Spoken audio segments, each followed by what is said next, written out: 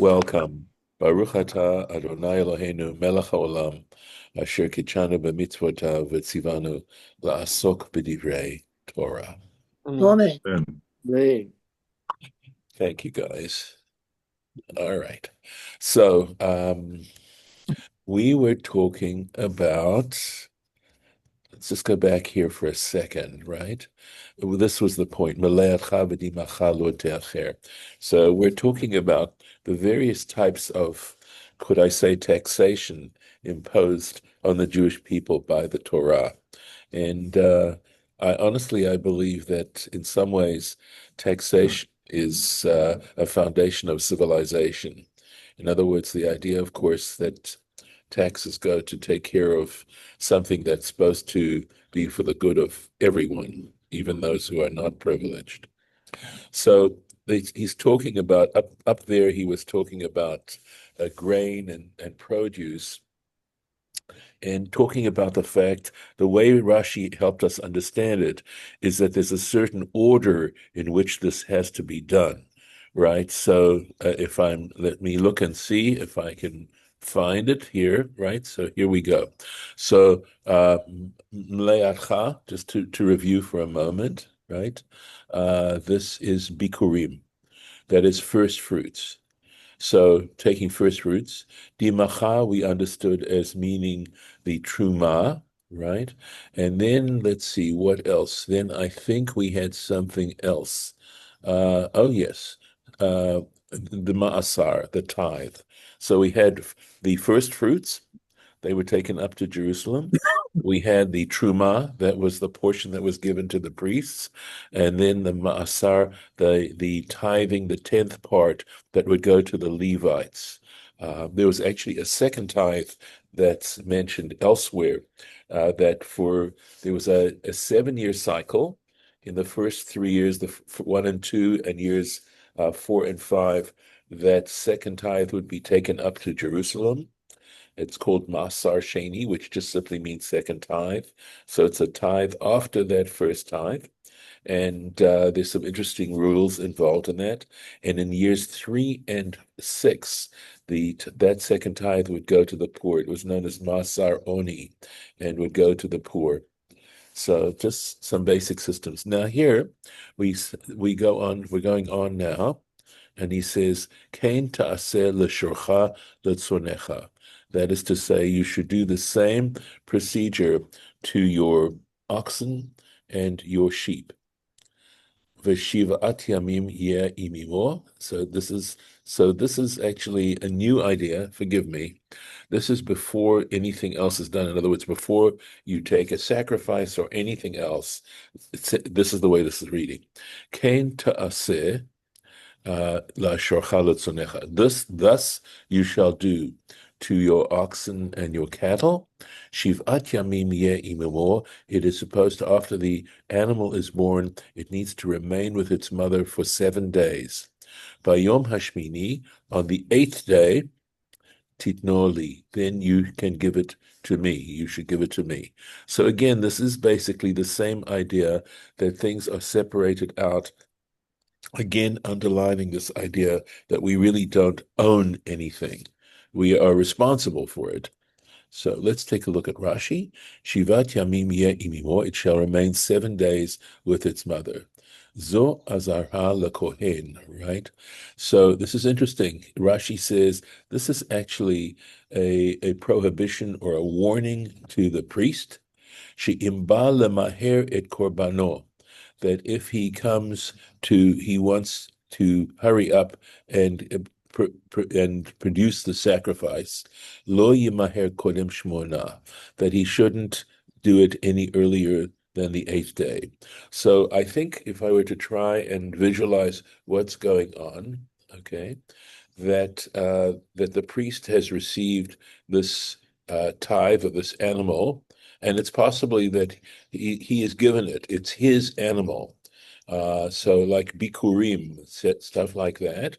The Bechor would go to the priest, and because we had read about that, how the Bechor Shor and the Bechor Se would go to the priest, and it's saying that he should, if the man gives it to him like immediately or very soon after it's born to its mother, he should not do anything. He should not offer it up or kill the animal prior to it being with its mother for 7 days. Lo yimaher kodem shmona, lefi shehu mechosar zman, because in that case the offering is considered premature. So there were, of course, quite a number of rules that went along with making sure that the offering was done properly.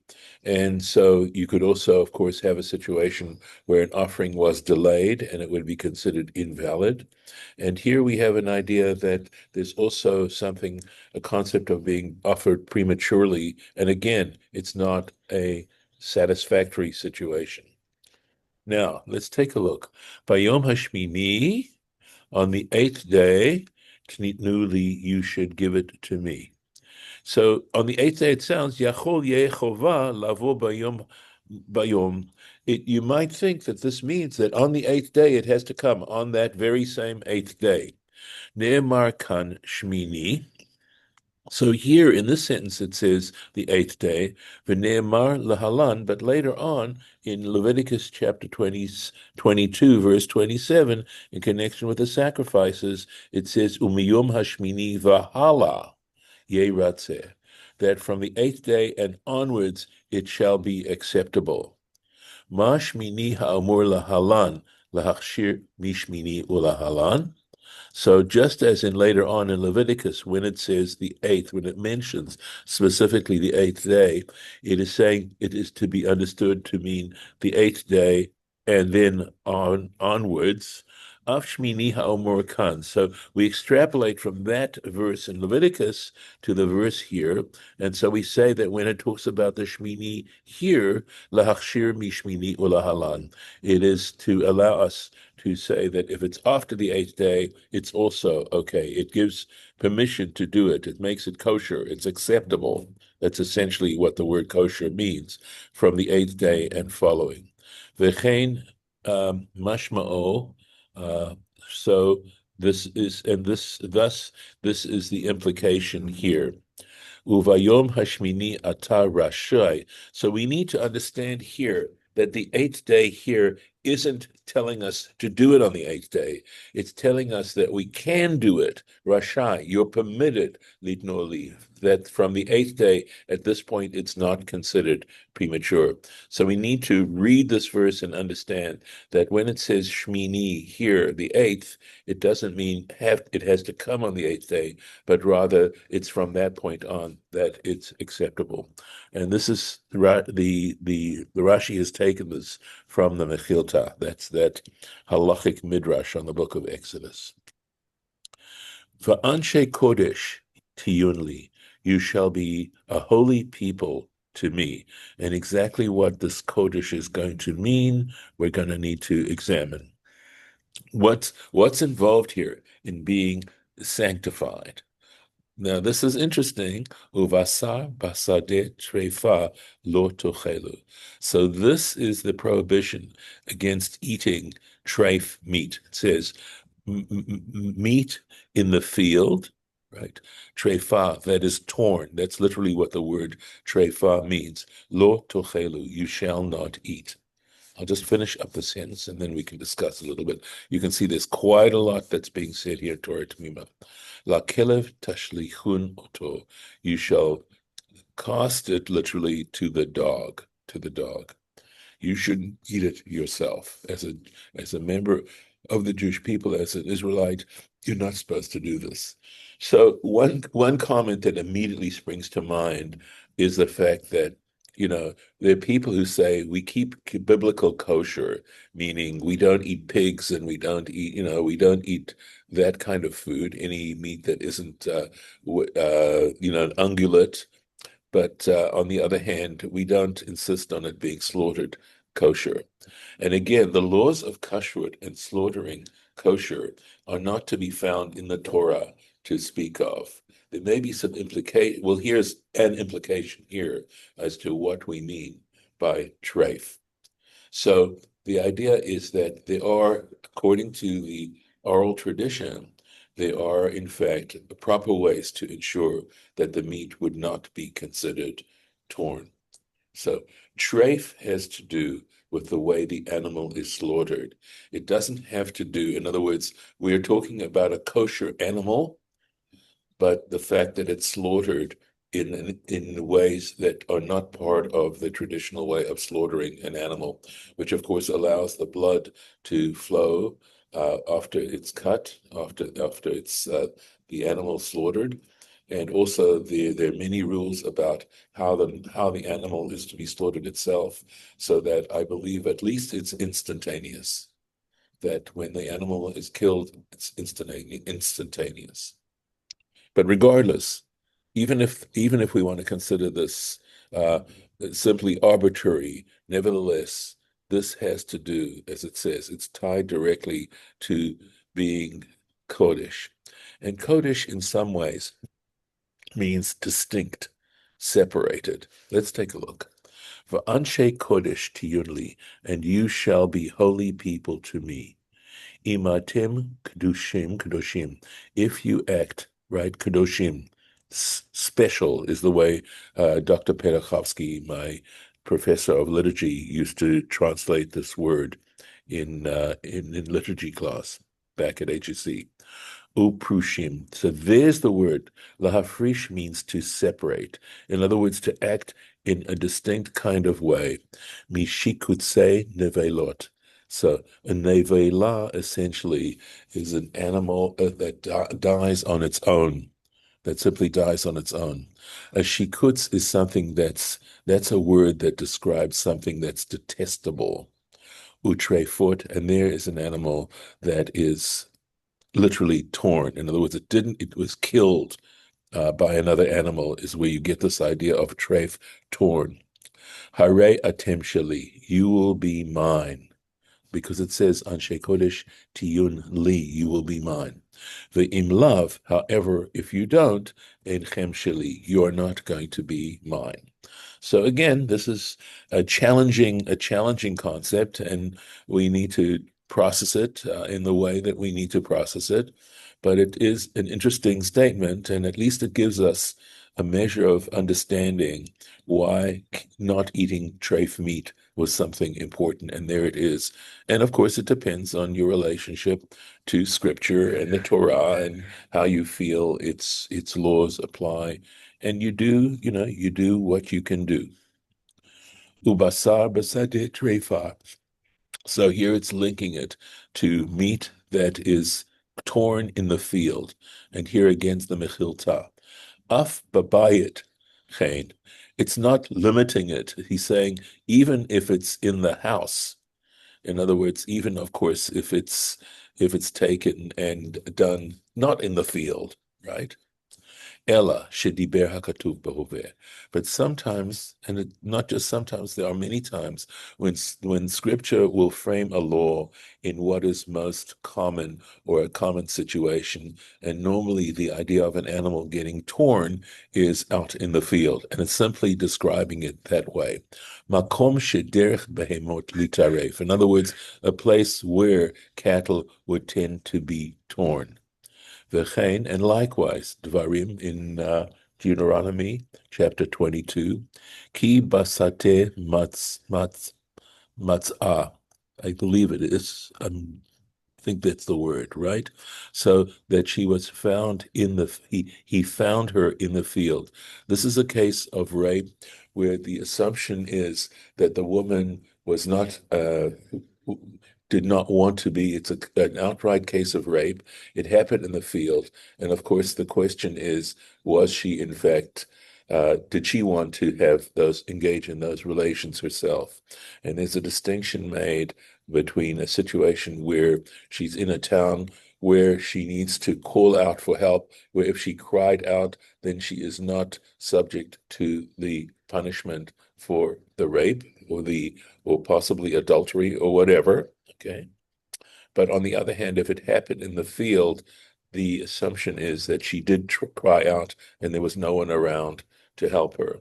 So it's trying to deal with situations. So because it mentions it in the field, it's saying, because that's, in other words, in a place where no one else is around, this could happen.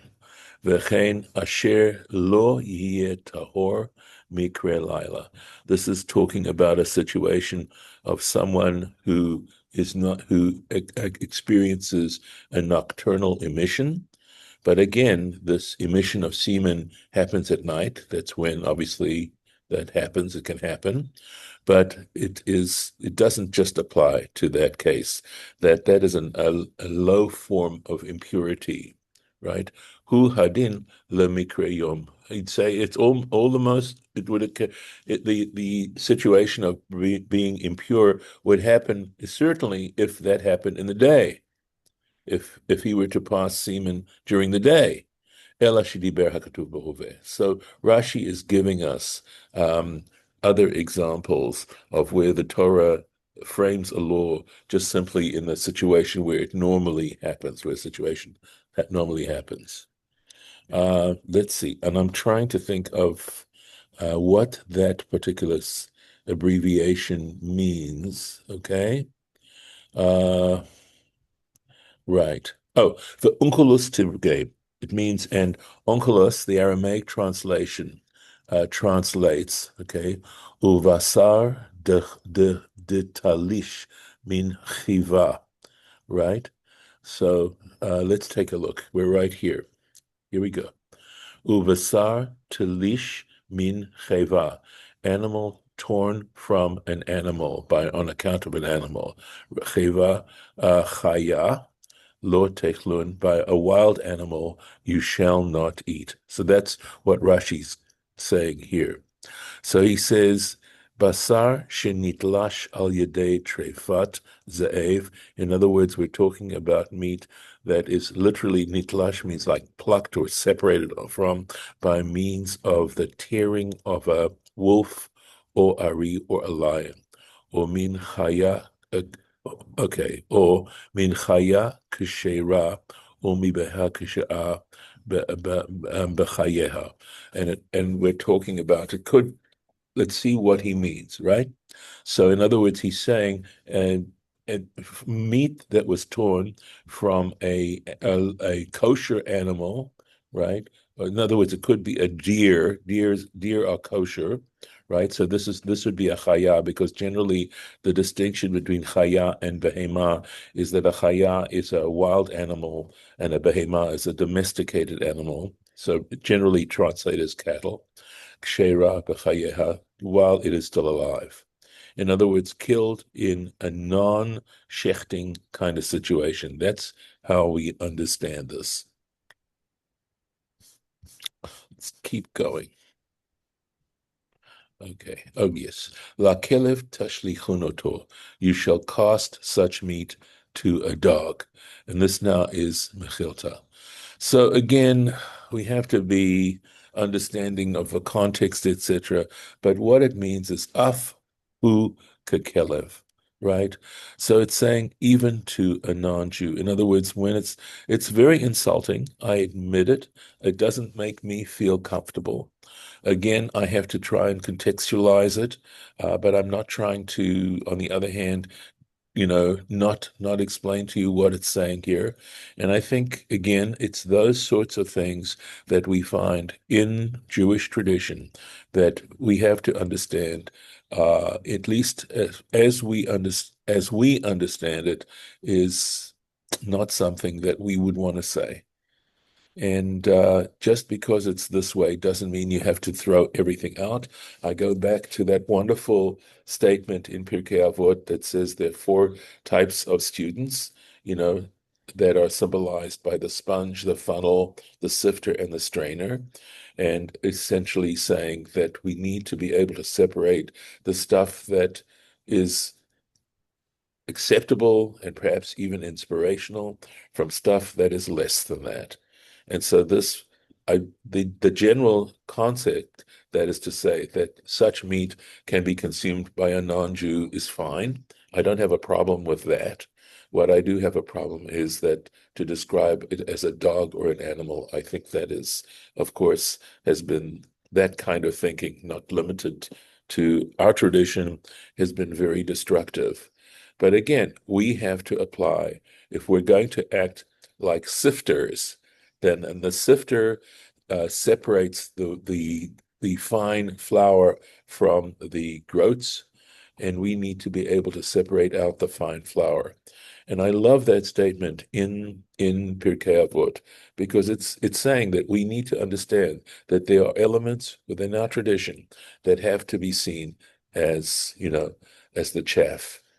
So at any rate, but at any rate, if it had just said, to a non-Jew, or eino ela kelev kamashma'o, well, perhaps it does mean literally that we're just talking about dogs. That's it. Talmud lomar. Okay, so for this reason, Scripture teaches elsewhere, benevela, right? Um, so it refers to a nevela. As I said, a nevela is an animal that dies on its own.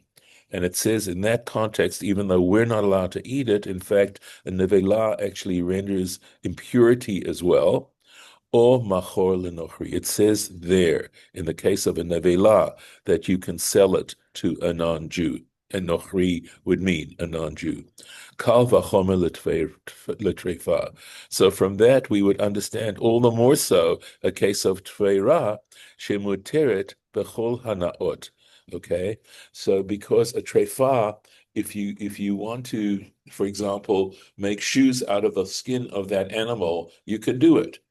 You're not forbidden to do that. There's no ritual impurity associated with a trefa, right? Im kain, so if that is the case, ma Talmud lomar lakelev. So in that case, why he's asking, does scripture refer to a dog here? So limidcha hakatuv, the scripture is teaching you she'ein hakadosh baruch hu mekapech schar kol bria. What it's really coming to teach you is not to insult non-Jews. The reason it's mentioning it is to teach you that the Holy One, blessed be He, does not hold back the reward to any creature. Shneimar, as it says in Exodus chapter 11, Ulachol b'nei Yisrael lo yecheratz kelev l'shono. When the Jewish people were leaving the land of Egypt, right, when they're being rescued and freed from slavery, in that context, it says, right, no dog, right, will bark or when the Jewish people leave Egypt. And in other words, that there'd be no attempt on the part of dogs to prevent them from leaving, right? So again, of course, that literally it means wagged its tongue, right? Something like that. Amar HaKadosh Baruch Hu, the Holy One, blessed be He, said, Tnu lo scharo, give the reward due to the dog for not having barked at the Jewish people when they left Egypt. And again, I think this begs interpretation, right? To understand that anything that you do that is good, right? Any positive act that you take is something that is taken into account by the sovereign of the universe. That every act, even a small acts of kindness are something that are significant. So again, I mean, this is probably a good example of, you got to hold your horses and maybe suspend judgment until you read the whole thing and try to recognize that even within this, there's something that you could consider fine flour. And the notion that any kind act that we do, any act of compassion, any act of generosity, that any human being does, right, is something that is taken into account as our lives are judged. I'm going to stop the share here. Let me just mark the place. Oops, okay, sorry. Okay, let's go back in here. Gonna see if I can do this now. Yeah. And all right. Any comments on this? Well, I have a question. Yes, Morris. Uh, Kosher slaughtering is cutting across the neck, Correct. It severs the everything, no. It severs the esophagus and the windpipe. and also the It does artery. not. No, it does not. Oh, Does not. okay. Well, all the more reason. Non-kosher slaughtering involves electric shocks to stun the animal. right? Or sometimes a bullet in the head. So the question I have is why, and there's the controversy about, like in Europe, they don't, some places don't allow kosher slaughtering. Why couldn't they accommodate uh, the people who object by stunning the animal first and then slaughtering it with the knife across the trachea? Right. It's probably a question that goes somewhat outside my wheelhouse, right? Because I have no great knowledge at all regarding, the physiology of the animal and what's involved. I can tell you a mystical understanding, and that is that the way in which death occurs has a connection mystically with what happens to that animal after death. The issue, I think the objection before is that there is a way of kosher slaughter talked, which is referred to as hoisting and shackling, where they take the animal and they shackle the hoofs of the animal and hoist it up so that the animal is essentially on its back. And so the neck is exposed for the knife to come like that. All right. And that process of hoisting and shackling is not exactly kind to the animal. When I was in Canton, right, I actually went, they were doing kosher slaughter. Neil Genshaft at Superior Meats had a day when they would do kosher slaughtering, and I actually witnessed the slaughtering of a kosher and of, kosher slaughter. They do not do hoisting and shackling. They actually had a cage that was approved by the ASPCA that would come down on the horns of the animal so that it couldn't move. That was the idea. And I could tell you that the shochet was extremely deliberate in the way he killed the animal. And I will never forget because I was looking at the animal when it was getting slaughtered. And the moment the shochet drew the knife across the animal's neck, the eyes glazed instantaneously. It didn't take, it was a split second. 1 second the animal was conscious, the next second the animal was no longer living. And I The have to say, argument, the yeah, argument made is that that split second is a yeah, painful second. I don't know. Again, it was so quick. For me, at Yeah, least, I mean, I'm not arguing. I know. Observing it, I will tell you that the worst part is that you can smell the blood, and the animals that are brought into the abattoir are very conscious of it, and you can see that they're scared. And the truth is that I know this is sounding crazy, but in some ways it reminded me of what it must have felt like in the Holocaust. But again, one thing we know for certain is that our lives are mortal. And I think the idea was to make it as painless as possible. And, you know, I Well, cannot argue for I, I, how painful it is. I wish there were more support for I think they used to call it kosher or humane Yeah, kosher, something yeah. that Heckscher, that the conservative movement was considering, Mhm. because, um,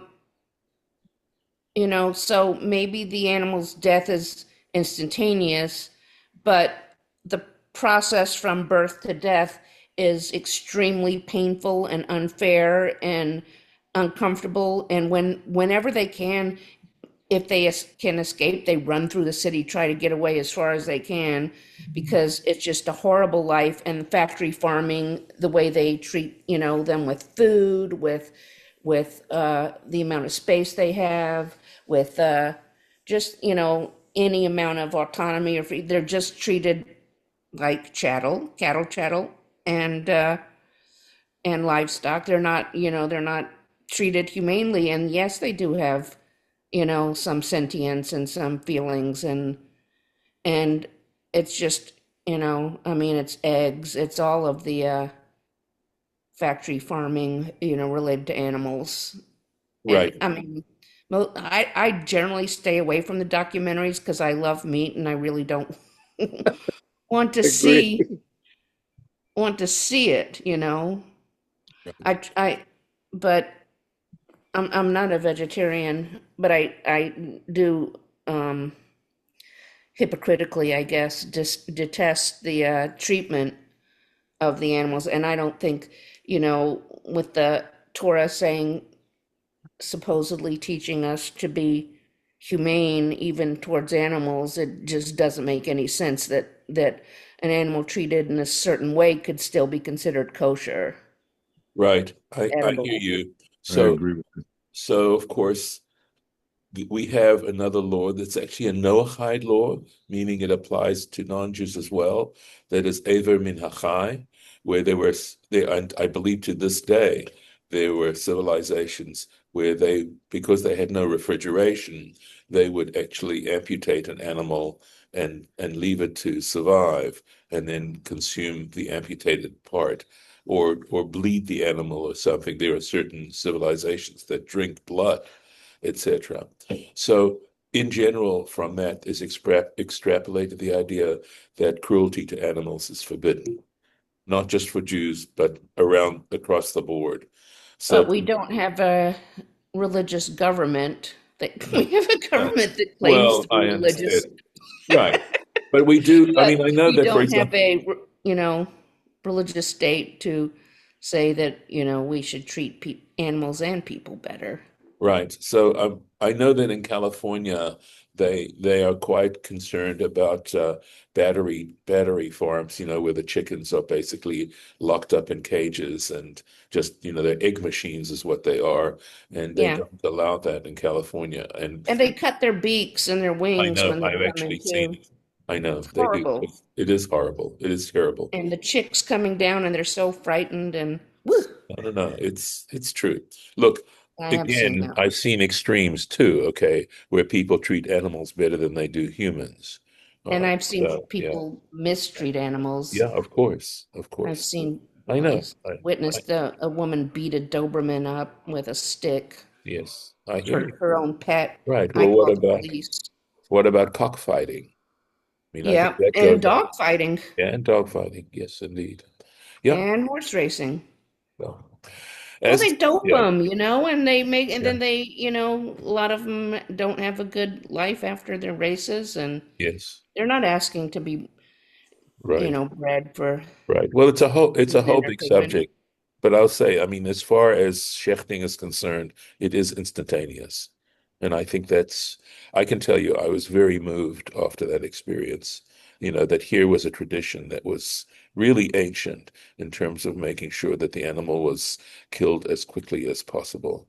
And truly, it was instantaneous. And there have been also, of course, some famous cases of people claiming that it was killed properly and packaged properly, and it hadn't been. I know. And, they're doing it in front of you. They're definitely going to do it right, but who knows what percentage, I'm skeptical in general.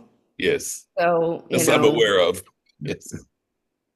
Yeah. No, no, no. You know, there's a question asked in the tradition, why the need for witnesses? And the answer given is because people lie. Okay. That's yeah. why you need witnesses, and not only And one people witness, try to get away with things when of when course. they think they're not being Uh, watched. yeah, so I think we all have to be concerned about that. Yes. Mordecai. Okay. So unless there's any other comments, I'm going to stop the session right Yeah, now. Mordecai. Yes, David. Is it? Oh, Lanny. No, Lanny? Lanny. Sorry, Lanny. Lanny. Yeah, yeah. Yes. Years ago, we had a discussion about sacrifice. Do you remember that? I don't remember the specific because it's a topic that comes up from time to Yeah, time for me. because Go ahead. it Yeah. makes no sense whatsoever sacrificing thousands of animals, sentient animals. I mean, it's the same thing. I mean, it's cruel. It's like me sacrificing my dog, or you look in the eyes of a cow, a young calf, or the sheep. Lamb. It makes no sense whatsoever. Do you still, and at the time you mentioned that if a third temple was ever built, you believe that we would institute sacrifice again. Do you still believe that? I still do. I do. I mean, obviously, to raise that issue right now, I am no position to Yeah. discuss it further.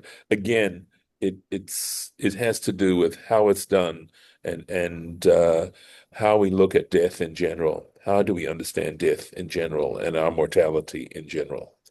But no, in all fairness, I would not, I would still accept that and also say that there's more that I need to go, need to understand things more. Okay. Um, yeah. I will tell you something though, that one thing that I have learned since we had that conversation, and I think I may have mentioned this, is that in some ways the idea of the temple is supposed to refer to ourselves. We ourselves are supposed to be a temple. Right. I agree. And that's why, in some ways, if we're going to eat meat, and we understand why we can eat meat, it needs to be done in a way that's not cruel. But the topic you raised is, of course, understandable. It's not like I don't understand why you're saying what you're saying, but it requires far deeper discussion, etc. All right? Okay. Take care. Okay, I'm going to stop the recording.